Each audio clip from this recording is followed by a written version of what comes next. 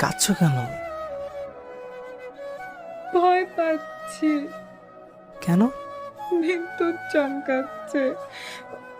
বোকা মেয়ে, এতে কাঁদার কি আছে?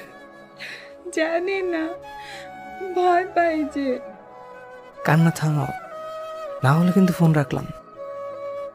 এরপর কান্নার শব্দ আরো বেশি শোনা যাচ্ছিল। ছেলেটি রাগ করে ফোন কেটে দিল।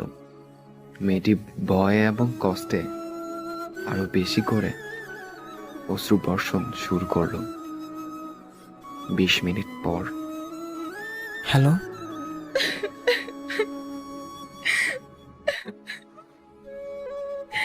তুমি এখনো কান্না থামাও নাই? ফোন কেটে আমার ফোন দিলা কেন? কাঁদবো, আরো বেশি করে কাঁদবো। আমি কাঁদলে তাতে তোমার কি? পাগলি মেয়ে, কান্না থামাও। এখনো ভয় পাচ্ছ? ভয় পেও না, আমি তোমার বাসার সামনে দাঁড়িয়ে আছি, তুমি ঘুমাও। কি? রাত 2টার দিকে বৃষ্টিতে ভিজে তুমি এখানে কেন?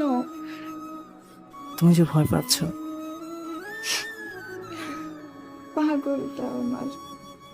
এরপর কিছুক্ষণ কথা বলে মেয়েটি সুখের স্মৃতি নিয়ে ঘুমিয়ে পড়ল। আর ছেলেটি ভালোবাসার টানে ভোর পর্যন্ত সেখানে অবস্থান নিয়েছিল। তবে পরের দিন থেকে ছেলেটিকে আর খুঁজে পাওয়া যায়নি।